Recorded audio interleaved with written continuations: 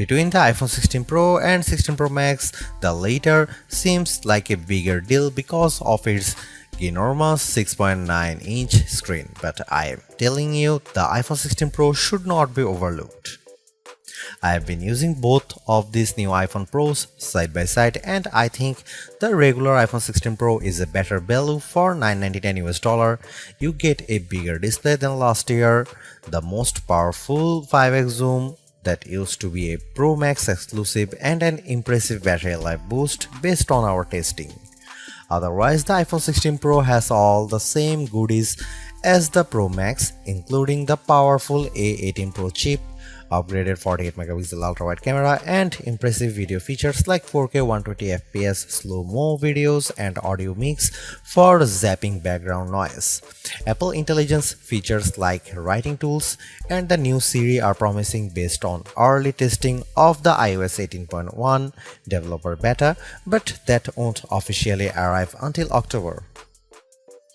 As you will see in my iPhone 16 Pro review, this is ounce for ounce one of the best phones you can buy and the best iPhone for power users on a budget, even if there's not a truly wow feature yet for Apple Intelligence yet.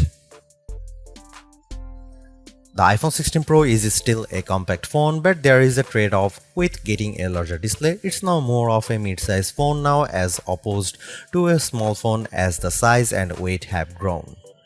This handset measures 5.89 by 2.81 by 0.32 inches and weighs 7.03 ounces, compared to 5.77 by 2.78 by 0.32 inches and 6.6 ounces for the iPhone 15 Pro. So the new iPhone is taller and wider and just as thin, but there's some more heft to it. The good news is that the iPhone 16 Pro is still easy to use with one hand as Apple made the bezels thinner. The design should be more durable too, as Apple claims that the ceramic shield display is 50% tougher. Plus, the band is still made of titanium, which is more durable than aluminum. The iPhone 16 Pro colors aren't very flashy compared to the regular iPhone 16. There's white titanium, black titanium, natural titanium, and the new desert titanium, which is like a soft rose gold.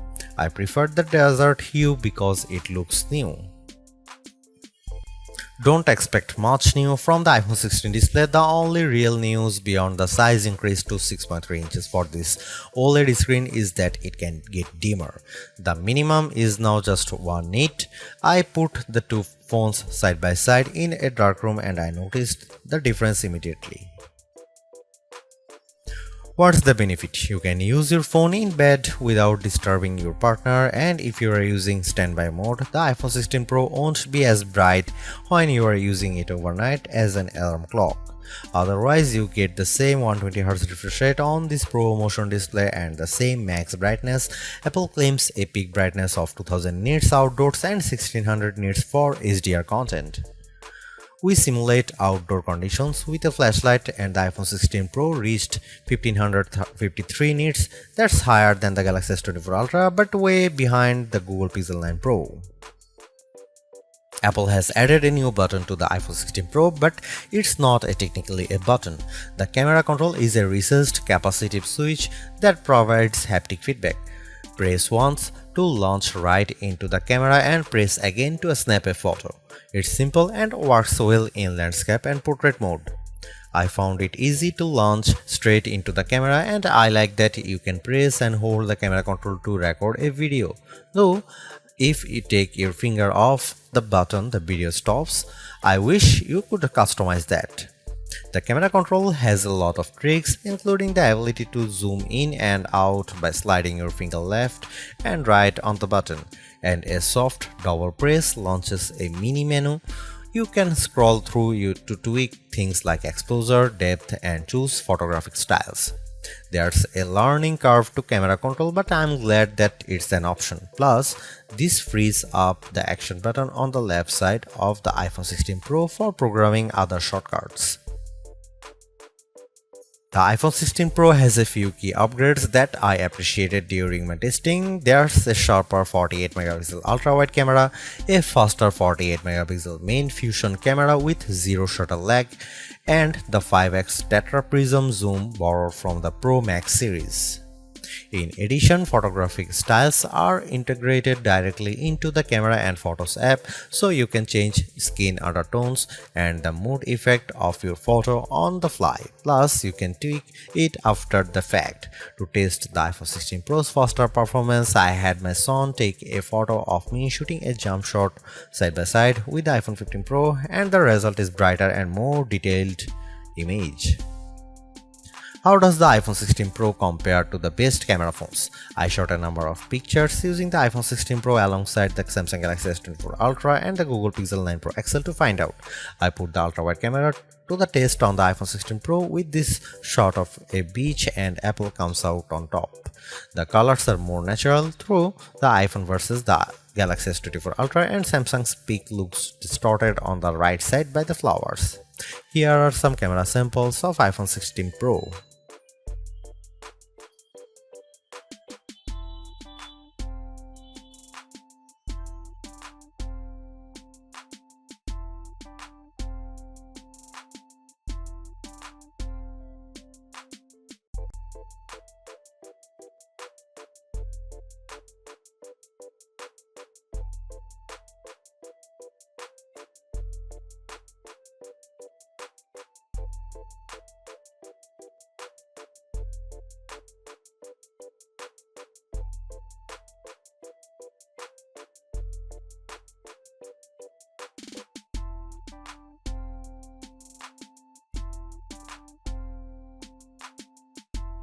Hey Siri, are you smart yet? Apple Intelligence isn't officially coming to the iPhone 16 series until October, but I was able to try out some of this feature ahead of its official launch as part of the iOS 18.1 developer preview. Writing tools can be fairly helpful. I used it to summarize a long note in the Apple Notes app and it came up with a useful summary. I also had fun with writing tools trying to rewrite an email I purposely wrote in a rude tone, choosing the professional option, and the result was indeed closer to what I would usually send. I also used Apple Intelligence to look up how to do various things on the iPhone and get back step-by-step instruction for how to screen record on your iPhone, so you'll definitely spend less time looking up how to at online. On the Photos front, my favorite Apple Intelligence feature is Memory Movie. You can give the Photos app a prompt like a beach memories through the years with an upbeat soundtrack, and you will see the AI go to work sifting through all your photos and videos, and the end result was pretty satisfying, fittingly ending with a sunset peak. While it's overdue, I appreciate that the iPhone 16 Pro has a clean up button, which is basically Google's Magic Eraser on iOS. Apple's version of this feature is smart enough to identify objects or subjects you might want to remove, and it works quickly. But the feature struggled in some cases to completely erase what I didn't want in the frame. Siri is definitely the biggest upgrade with Apple Intelligence. It's a lot more conversational and forgiving of mistakes as we speak. For example, I was able to correct a timer from 10 minutes to 5 minutes on the fly, and Siri got it right. The new Siri in Apple Intelligence is also better with follow-up questions. For example, I could ask about the weather today and then say, how about the rest of the week?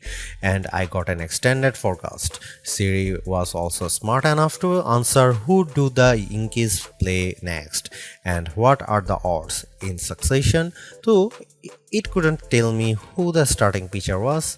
I got several links instead.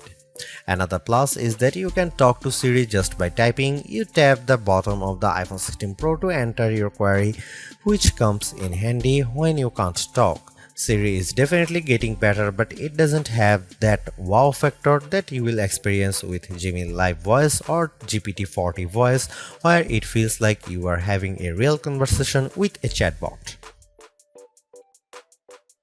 The iPhone 16 Pro packs Apple's new A18 Pro chip built on 2nd generation 3nm tech as well as 8GB of RAM. Based on our testing, it is indeed the fastest chip around, but not on every test.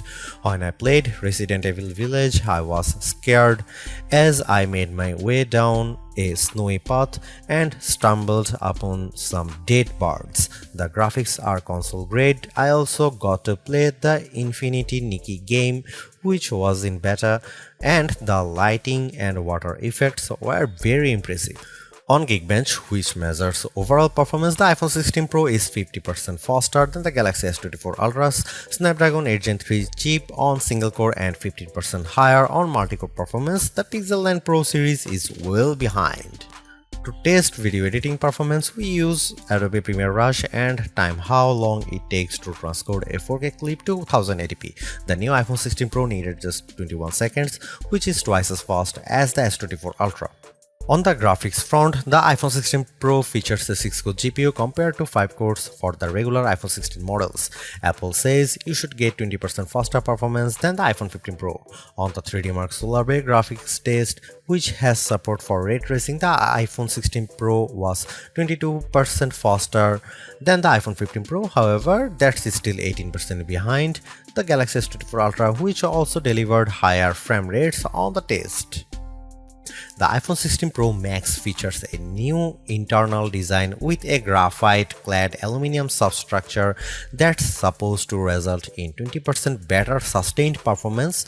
To test this claim, we ran the 3D Mark Wildlife stress test for 20 minutes. The iPhone 16 Pro turned in a stability score of 66%. It hit a higher overall loop score than iPhone 16 Pro Max but had a bigger drop-off. The Galaxy S24 Ultra's score was worse at 60.4%. Interestingly, the iPhone 16 Pro Max turned in a stronger stability score of 84%, which is better than the 75% from the iPhone 15 Pro Max. The iPhone 16 Pro gets a bigger battery life boost thanks to a larger battery and other efficiencies. On our benchmark test, which involves continuous web surfing at 150 nits of screen brightness, the new iPhone 16 Pro lasted 14 hours and 7 minutes, which is a big jump from the 10 hour and 53 minutes from the iPhone 15 Pro, and enough to just crack our list of the best phone battery life. The Google Pixel 9 Pro lasted 13 hours 37 minutes, so it was a bit behind. The larger Galaxy S24 Ultra endured for 16 hours 45 minutes. The bad news is that the iPhone 16 Pro has the same 20-watt charging speeds as before, so it wasn't a surprise to see it get to 56% capacity in 30 minutes. The Google Pixel 9 Pro's 45-watt charger was worse at 49%, but the S24 Ultra reached 71% in the same time. Despite reports that iPhone 16 Pro supports 45-watt charging, we did not see a difference in our testing. The good news is that MagSafe wireless charging sees a jump from 15W to 25W if you are using a 30-watt adapter. Apple Intelligence isn't the only major upgrade in iOS 18. As you will see in our iOS 18 review, it makes the iPhone a lot more customizable. You can arrange icons however you like on the home screen, and you now get 3 screens of shortcuts in Control Center that you can tweak how you see fit.